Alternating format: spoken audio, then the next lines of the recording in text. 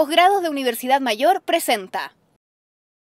En materia de derechos humanos todavía tenemos bastantes temas pendientes y en particular este año han vuelto a salir a la luz pública gran parte de estos temas. ¿Por qué? Por lo que ha pasado en algunas manifestaciones estudiantiles donde hay denuncias de violaciones justamente de estos derechos. Conversamos sobre estas materias en Mesa de Diálogo.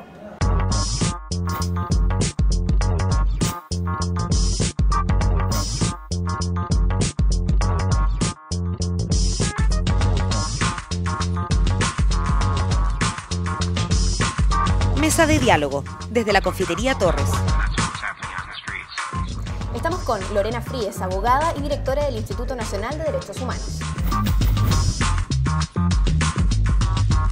¿Cómo están ustedes? Bienvenidos a una nueva Mesa de Diálogo. Siempre es un placer darles la bienvenida y que nos acompañen, por supuesto, en los distintos temas que debatimos y que hemos querido compartir con ustedes. Hoy vamos a hablar acerca del Instituto de Derechos Humanos y la verdad de varias noticias que en el último tiempo nos han hecho poner los ojos en este instituto y en la manera en la que se está trabajando. Vamos a saludar a Lorena que está con nosotros. Gracias por aceptar la invitación, Lorena, por querer participar de esta Mesa de Diálogo. Gracias por la invitación. Queremos compartir contigo, partir en el fondo por lo que ha salido un poco en la prensa en el último tiempo. Empezando, remontándonos a algunos meses atrás, no con el tema de los observadores, que ya vamos a ir con eso en las manifestaciones puntualmente, pero hace algunos meses atrás aparece una información de carácter internacional que dice que en Chile no estamos muy a la par de lo que corresponde en materias de derechos humanos cuando nos queremos comparar, por ejemplo, con otros países de la OCDE, con lo que está pasando en el fondo en la manera en la que se le da trato, y voy ahí al tema de las manifestaciones, a quienes se manifiestan versus la autoridad y lo que ha pasado. Y estas noticias han salido en el fondo a la luz pública, no solo a nivel local, sino que han dado la vuelta al mundo y nos pusieron en la palestra internacional como un país que parece que se estaba olvidando de los tratados que, de acuerdo a su condición hoy, debería tener suscrito. ¿Cuál es tu mirada frente a esto? Actualízanos un poco, de fondo, en qué situación estamos. Yo creo que en relación a los tratados internacionales, que es un tema muy relevante, efectivamente Chile ha ratificado casi todos los tratados, pero no tiene todavía una cultura de recepción de los derechos humanos a nivel internacional en su legislación nacional. Y eso se ve cuando, por ejemplo, el debate que hay en Chile nunca hace referencia a, por ejemplo, los estándares en materia de derechos humanos, que son algo que debiera integrar Chile por el solo hecho de haber ratificado los tratados. Entonces yo digo que tenemos un déficit en cultura de derechos humanos, pero no solo la cultura del día a día, sino que en una cultura jurídica y política en materia de derechos humanos. Y eso es lamentablemente lo que llama la atención a los países más desarrollados, porque no se puede entender que un país con el crecimiento económico que tiene, con la estabilidad que ha tenido durante 20 años... Y que nos gusta compararnos con los que están en mejor condición. Así es, sea tan rezagado en materias en las que los países desarrollados ya han superado brechas. Por ejemplo, en los temas de no discriminación. Por ejemplo, en los temas de reformas a las policías para que sean contestes con las necesidades de los ciudadanos. En eso todavía estamos muy atrasados. ¿Y hay una mirada positiva hacia el futuro? En el fondo, ¿sientes tú que hay un trabajo también de parte de las entidades de gobierno relacionadas con esta materia de tomar en cuenta, por ejemplo, este tipo de situaciones que dan cuenta de que en Chile no estamos muy al corriente con el resto de los países, que tenemos un tema pendiente? ¿Hay una intención de mejorar?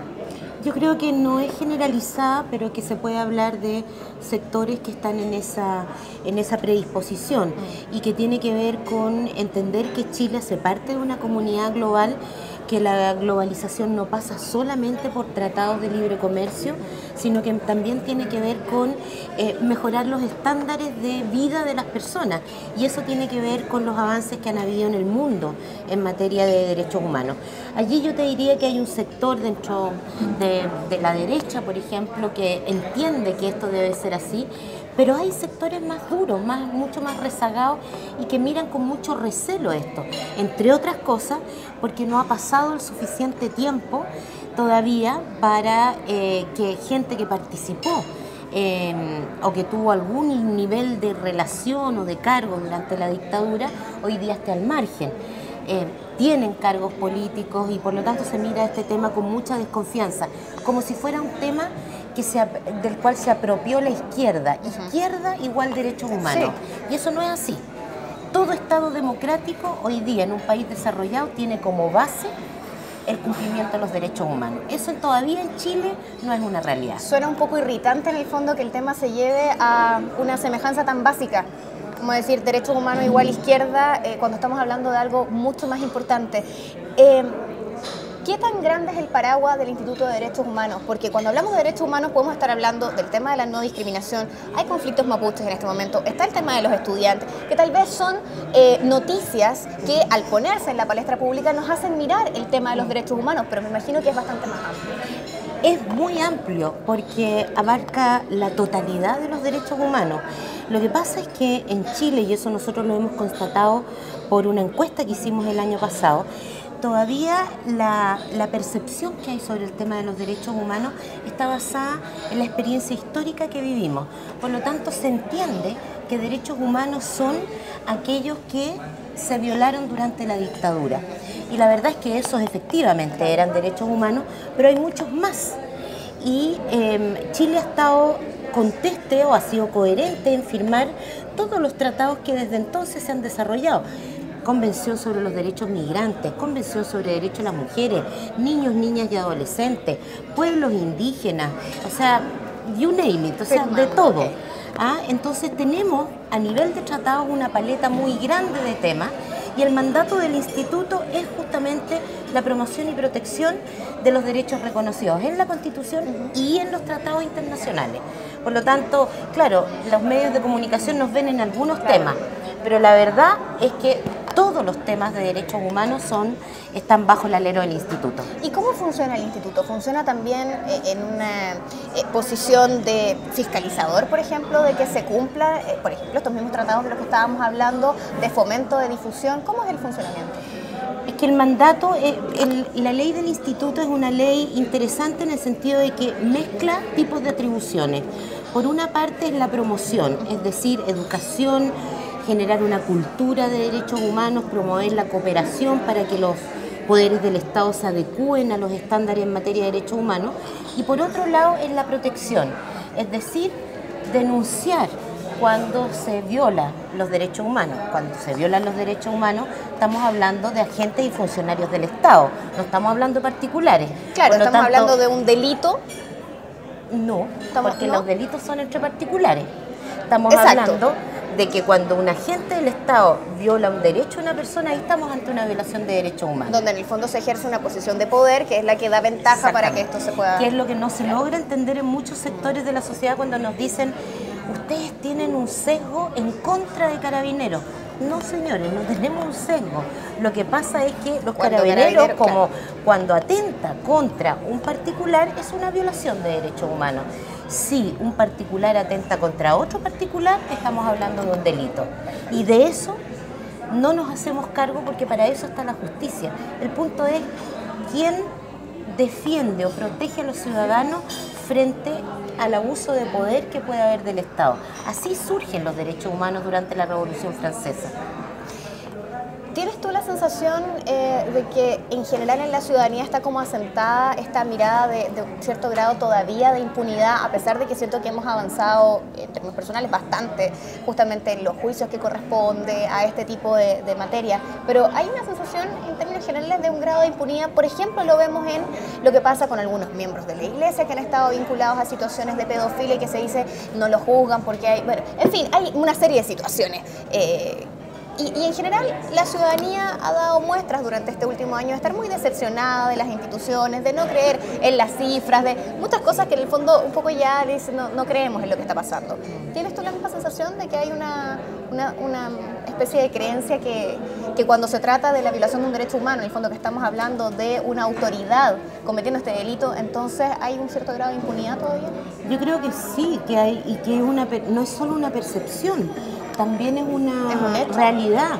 Por ejemplo, cuando algún civil lesiona a un carabinero, perdón, al revés, cuando un carabinero lesiona a un civil, en esa situación se va a justicia militar. Entonces, ¿y en justicia militar qué pasa? Veamos lo que pasó con el caso Mendoza Collío. El carabinero fue absuelto. En Antuco, por ejemplo, también podría haber sido... ¿Me entiendes? Entonces la justicia militar es una vía que es de impunidad. por otro lado, también hay una cierta percepción de impunidad cuando, por ejemplo, gente que participó, que cometió crímenes durante la dictadura, reciben una pena que es inferior a la que recibe un reo común frente al mismo delito. Por ejemplo, te digo, hoy día condenados 2 dirigentes mapuche de la Huente Huinculmapu por homicidio frustrado bajo la justicia militar, una pena de sobre 10 años. Y por otro lado, aquí tienes torturadores y criminales de lesa humanidad que a veces tienen 7 años, que les operan atenuantes, que les operan la media prescripción y que además o se pasan el tiempo en los hospitales o están en cárceles de 5 estrellas. Entonces eso también es percepción de impunidad. O lo que dice la encuesta nuestra, que es que la gente cree que la ley aquí no opera igual para todos. Y eso es la pérdida de un lenguaje y de un discurso de derechos. ¿Y cómo se lucha con eso? Porque en el fondo me da a mí la idea de estar como luchando contra un gigante en el que cuesta mucho hacer que estas cosas cambien. Porque no es solamente cambiar la sensación de la ciudadanía frente a lo que está pasando, es cambiar los hechos. Sí, pero tienes aliados a favor. De hecho, yo creo que siempre la lucha por los derechos humanos es una lucha de David contra Goliat, sí. Pero tienes elementos a favor. Uno, a los estados les importa su prestigio internacional y la comunidad internacional toma en serio estos temas. Es decir, Chile hoy día es visto no por el crecimiento económico, esa es una parte de lo que se ve, es visto por el conflicto mapuche y es visto por el problema en materia de educación. Y eso puede alterar la percepción que hay sobre Chile como lugar incluso para las inversiones, si quieres verlo desde el punto de vista económico. Y por lo tanto eso hace que los gobernantes, sean del cuño que sean, quieran estar cumpliendo, porque es de buen tono tener un buen nivel y un buen lugar en la comunidad internacional. Así se ha avanzado en derechos humanos, no por la fuerza, sino que porque se moviliza la vergüenza. Qué buena frase. Lorena, ¿cuáles dirías tú que son tal vez las principales conquistas en materia de derechos humanos que hemos tenido en los últimos años en nuestro país? ¿Qué tan últimos años? Los últimos 5, por ejemplo. Los últimos 5 años. Yo creo, y lo primero que me asalta ahí es la ley antidiscriminación. No es la ley ideal, pero es un paso sustantivo en el reconocimiento que hace el Estado de que en Chile hay discriminación y en otorgar un mecanismo de protección y la posibilidad de desarrollar políticas públicas. Eso me parece interesante. El segundo elemento es el alargue del postnatal, pero no en tanto el alargue, sino que más bien en la inserción del hombre padre en la corresponsabilidad. Este es un país donde todavía hay mucho que avanzar en materia de derechos de las mujeres y la verdad es que no podemos avanzar en la medida que no se democratice el mundo privado. Entonces en ese sentido me parece que ese es un elemento interesante, si bien no hay indicios todavía de que los hombres se lo estén tomando en serio. Después un tema, me parece que la ratificación del convenio 169 también pone un desafío al Estado chileno en términos de reconocer una relación que es distinta con un pueblo, que en este caso son los pueblos indígenas. Chile es un país que se niega a verse con multiplicidad de naciones o de pueblos. Y en ese sentido esta lógica del Estado unitario impide que podamos pensar en grados de autonomía para los pueblos indígenas. Yo creo que el convenio 169 impulsa y avanza en ese sentido junto con la Declaración sobre Derechos de los Pueblos Indígenas. Me parece que también es un avance lo que pasó durante el gobierno de la presidenta Bachelet en el sentido, por ejemplo, de la ley que permite la distribución de la píldora de anticoncepción de emergencia. Este es un país muy rezagado en materia de derechos sexuales y reproductivos. Por lo tanto, me parece que ahí se dio una importante lucha que se ha ganado con el tiempo. Y me parece que lo que está rezagado hoy día son al mismo tiempo también las mujeres, los niveles de participación. Avanzamos, pero todavía estamos lejos del ideal. Lejos. Ahora, si tú me preguntas cuál es el tema central en Chile hoy día, es la desigualdad y la discriminación. ¿Y qué es lo que ha cruzado gran parte de los movimientos sociales? Vamos a hablar de eso a la vuelta, ¿te parece? Estamos en Mesa de Diálogo, regresamos con más en el próximo bloque, no se vayan. Ya regresa Mesa de Diálogo. MBA. especialidades médicas y odontológicas, diplomados y magíster. Encuentra en Universidad Mayor el posgrado que buscas. Programas de alta especialidad y nuevas tendencias. Si sabes lo que quieres, encuéntralo en Posgrados Universidad Mayor. Nuevo Campus Alonso de Córdoba Las Condes. Estás viendo Mesa de Diálogo. Estamos de vuelta con más en Mesa de Diálogo, siempre a través del Mostrador TV. Llegamos a ustedes desde este lugar, la Confitería Torres, un clásico en el centro de Santiago que nos acoge para instalar nuestra mesa y debatir sobre distintas materias. Y como siempre también agradecemos a quienes nos acompañan desde las redes sociales y van también haciendo sus comentarios. Dejábamos enganchado un tema y tú me decías que tal vez los grandes pendientes tienen que ver con la desigualdad que hay en nuestro país y que es algo que ha cruzado gran parte de los movimientos sociales con distintos matices, lo que pasó en Aysén, lo que pasa en Calama, lo que pasa con los estudiantes. Al fin y al cabo, el tema sigue siendo la desigualdad y la desigualdad entre hombres y mujeres. ¿Cómo estamos? A ver, sabes que yo creo que es importante, por lo menos para mí, decir que yo creo que el tema de la igualdad o la desigualdad es en alguna parte un legado de la dictadura. ¿En qué sentido? Durante la dictadura todos éramos iguales en el sentido que no había ni podía haber diferencias.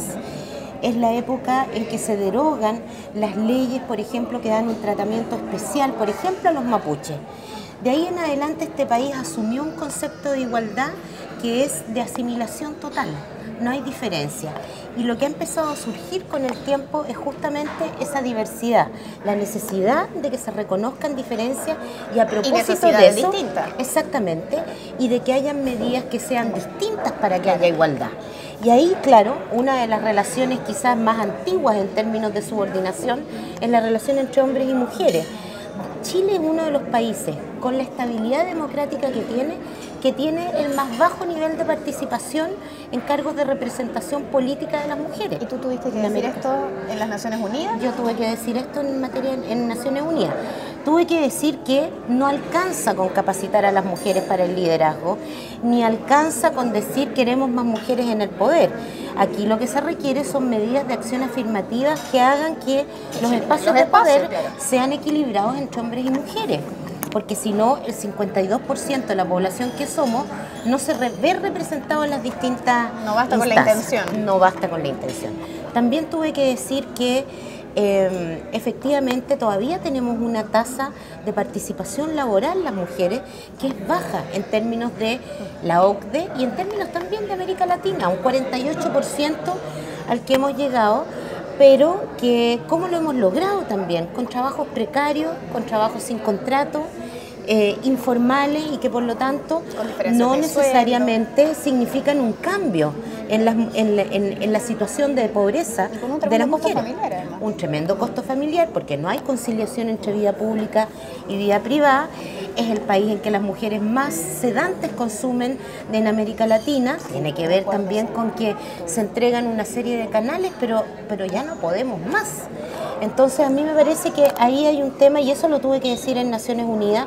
Por supuesto que esto se entiende en Naciones Unidas en el sentido de que Chile tiene que hacer algo y seguramente le van a enviar una serie de recomendaciones al Estado chileno para que avancemos en esas materias. Y bueno, justamente la expresidenta Michelle Bachelet es quien está en ONU Mujeres. ¿Qué importancia va a tener eso para nuestro país, crees tú? Justamente en esta materia, más allá del ámbito político que nos podemos tomar un café, después lo conversamos. Claro.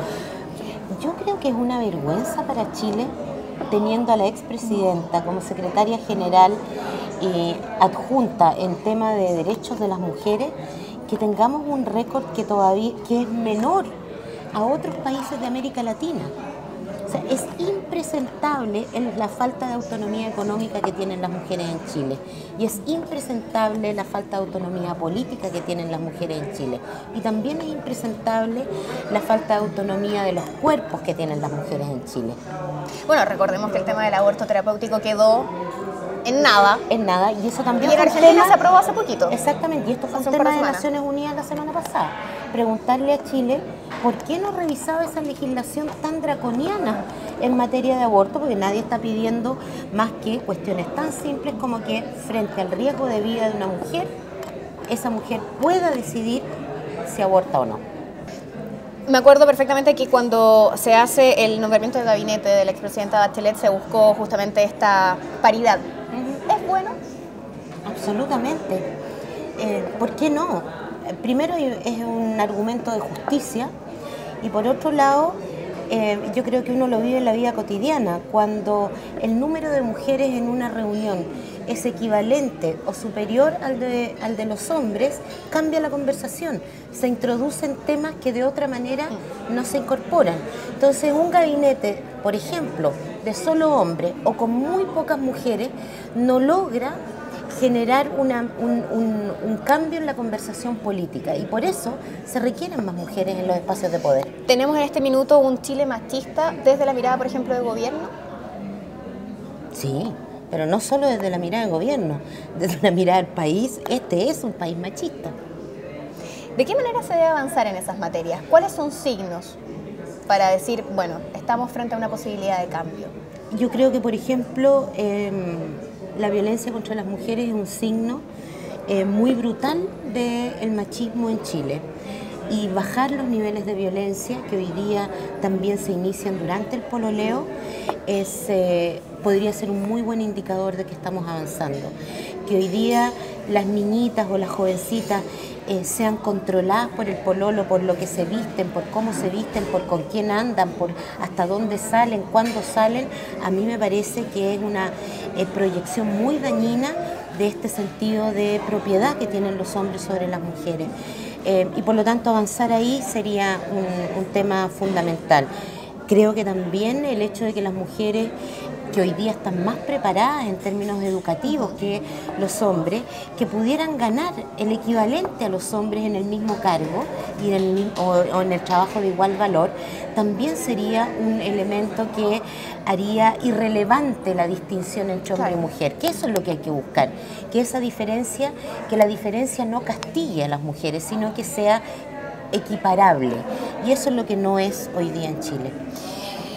Lorena, hablaba recién de la autonomía en el fondo de las mujeres, de la falta tal vez de autonomía. ¿Cómo es la autonomía del instituto en términos económicos? ¿Cómo se financia el Instituto de Derechos Humanos? Por el presupuesto público. ¿Ya? Nosotros somos un órgano autónomo en el sentido de que no dependemos ni tenemos tutela jurídica de ningún ministerio. Okay. No le rendimos cuenta al Poder Ejecutivo, ni al Legislativo, ni al Poder Judicial. Yeah.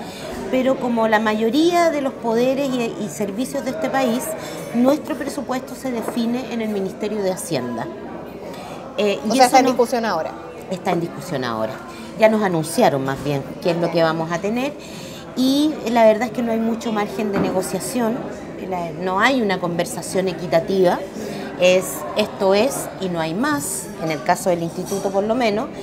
Y eso nos ha afectado bastante en nuestro funcionamiento porque de cara al cumplimiento de ciertos estándares internacionales que nosotros tenemos que lograr, el hecho de que nosotros no tengamos presupuesto para estar en todo el país afecta nuestra imagen internacional como instituto y nos pone en una situación desmejorada frente a otros institutos nacionales de derechos humanos. ¿Cuál es la cifra o el porcentaje de presupuesto que se destina versus tal vez el que se destina en otros países para el instituto o para derechos humanos? No tengo ese cálculo, pero sí el estándar lo que te exige es que tú tengas un presupuesto y recursos humanos bien pagados de manera que el mandato de protección y defensa y promoción de los derechos humanos pueda llevarse a cabo para todos los chilenos en todo el territorio del país. Y en eso en este momento estamos al debe. Somos 35 personas para todo el país. Eso es. O sea, es un déficit enorme. Enorme y de verdad que la vocación de derechos humanos que tienen todos los que están trabajando hoy día en el instituto es tremenda, sábados y domingos, no para, etcétera. Pero ¿cómo podemos llegar a las comunidades del norte con este personal? Necesitamos tener oficinas, por lo menos una en el norte y una en el sur, de manera de poder cumplir con nuestro mandato. Y de estas 35 personas que trabajan, los observadores son parte, observadores, bueno, esto tiene que ver con que en el último tiempo apareció esta noticia, hace como 2 semanas más o menos, apareció esta información, claro, que para la última manifestación de los estudiantes iba a poder estar observadores del Instituto de Derechos Humanos revisando de qué manera se hacían algunos de de los procesos que tiene Carabineros, por ejemplo, de la toma de detenidos y qué sé yo. ¿Son parte de estas 35 personas? ¿Son personas que se acercan de manera voluntaria para ejercer el rol de observadores? Hay varias cosas. Para entrar a los buses, para acceder a los buses, solo pueden ser de estas 35 personas más los consejeros del instituto. Así lo estableció el dictamen de la Contraloría. Por lo tanto, nos volvemos mono. Pero entonces es como un saludo a la bandera que eso sea parte del dictamen, porque dice, sí, está como la intención, ustedes pueden subir, pero en el fondo son tan poquitos que... Está bien, pero por lo mismo nosotros lo que hacemos es también una metodología aleatoria, o sea, Carabineros no sabe a qué buses nos vamos a subir, por un lado, y por otro lado estamos tratando de coordinar que también el instituto pueda ver el resultado de las cámaras que han instalado en los buses, que eso nos ahorra, ¿no es cierto?, tener que poner una persona en ese lugar. Entonces estamos en ese proceso. Ahora, fuera de los buses, en las manifestaciones, hay funcionarios del instituto, pero también hay observadores que son los que andan con los cascos azules, los cascos blancos, que no son parte del instituto, que hacen parte de la sociedad civil, pero con los cuales tenemos una coordinación en términos de que ellos nos entregan información para que nosotros podamos actuar cuando no hay gente nuestra en algunos sectores. ¿Esta es primera vez que pueden acceder a los buses? Sí. ¿Cómo fue la experiencia? Buena en un 80%. ¿Qué quiere decir eso? Que en un 80% nos dejaron subirnos arriba de los buses o de los vehículos donde se trasladan a los imputados. En un 20% sucedió que costó que nos dejaran subir y en otro caso el vehículo policial echó a andar, digamos, para que no nos pudiéramos subir. Escuché declaraciones de algunos de los observadores justamente en esta manifestación de la que hablamos y que decía, en los casos en los que no los habían dejado subir, que querían confiar en la buena fe de la institución, en este caso de Carabineros, y que tal vez porque esto se había implementado recién, faltaba información, en el fondo con una mirada muy positiva que, bueno, ojalá que para la próxima sí se pueda y sin echar la culpa directamente a Carabineros por tal vez no haber dado cumplimiento a algo que ya existe como una medida que debe aplicarse. ¿Deberíamos entonces para las próximas manifestaciones tener acceso 100%? Ese es el ideal, hay una resolución. Pero me parece bien el enfoque que das, o sea, aquí el instituto no está contra Carabineros, lo que queremos es que haya un cambio en la conducta de Carabineros para que estos nuevos tiempos que tienen que ver con miles de ciudadanos manifestándose por un montón de cosas que han sido postergadas por mucho tiempo, tengan esa posibilidad sin que sean catalogados de una amenaza y que por lo tanto se use la fuerza policial más allá de lo que se debe usar. Te voy a preguntar un poco más al respecto en el próximo bloque. Nos acompaña Lorena Frías desde el Instituto Nacional de Derechos Humanos. Conversamos de varias materias, así que no se vayan, regresamos con más. Ya regresa Mesa de Diálogo. Conéctate con El Mostrador TV.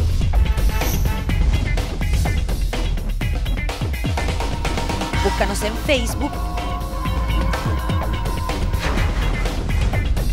Síguenos en Twitter. Comparte nuestros videos. Y revisa nuestra web. Nos mantenemos conectados a ti gracias a las redes. El Mostrador TV. Estás viendo Mesa de Diálogo.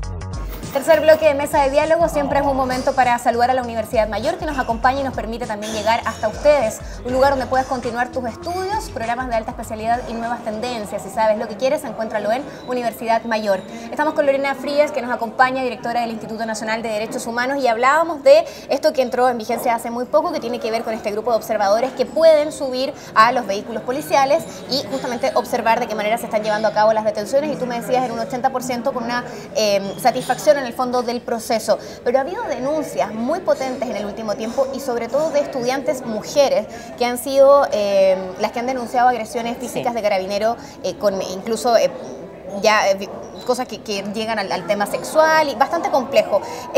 ¿Han tomado ustedes parte de esta situación? Me gustaría que me contaras un poco cómo ha sido esto. Sí, nosotros recibimos denuncias y constatamos en 2 casos, de hecho vamos a presentar una querella en uno de ellos, justamente por esta práctica que parece que se extendió durante esa manifestación que fue, si no me equivoco, el 28 de agosto o el 23 de agosto, y donde se denunció que a chicas adolescentes se les pedía que se desvistieran, pero además se les exigía que hicieran alguna serie de ejercicios.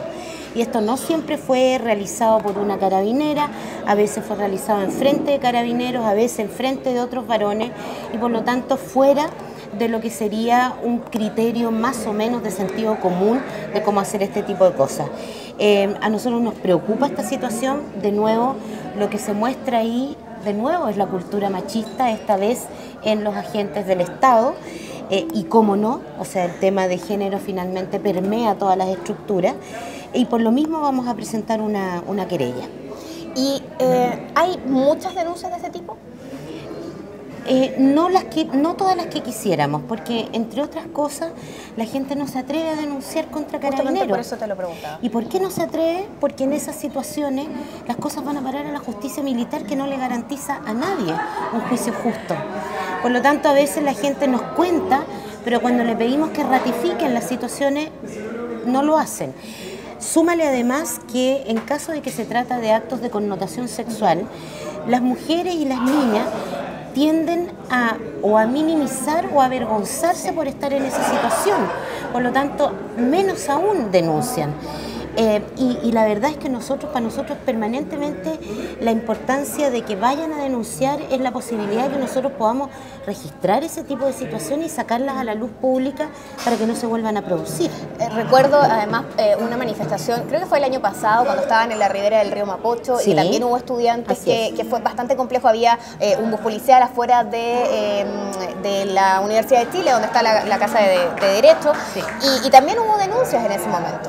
Hubo una denuncia respecto de una chica que recibió arriba del bus patadas en la vagina que le provocaron un sangramiento y que fue a parar a un hospital producto de esas patadas. ¿En qué quedó ese caso? Ese caso lo está llevando hoy día Corporación Humanas. Perfecto. Han estado con nosotros, por sí, eso, las conocemos. Sí. Y en esta materia entonces tenemos un desafío pendiente, tenemos un trabajo todavía que hacer. Ustedes ya están con esta posibilidad y claro, nosotros en Comerciales comentábamos que increíble que sea noticia el que haya observadores que puedan entrar a de alguna manera tener cierto grado de control sobre la autoridad, que es en el fondo en quien también nosotros como ciudadanía deberíamos confiar, pero que también requiere de un control, y esto en este minuto es una noticia. Nos queda todavía un trabajo pendiente en el tema de la desigualdad o de la igualdad que queremos tener en términos de género. ¿Hacia dónde apuntan los próximos meses? Nos queda muy poco para terminar el año, queda poco para el término de este gobierno también. ¿A qué apuntan los esfuerzos en materia justamente de derechos humanos en los próximos meses, en lo que queda de gobierno? Hacia varias cosas. Primero, fortalecer la institucionalidad de derechos humanos. Eso significa que nos interesa que haya una subsecretaría de derechos humanos, pero no cualquier subsecretaría. Nos interesa que en esa subsecretaría haya la posibilidad de calificar o recalificar a las personas que fueron víctimas de la dictadura y que hoy día todavía no logran ser calificadas porque los juicios van avanzando y en la medida que van avanzando se aportan pruebas que permiten calificar víctimas.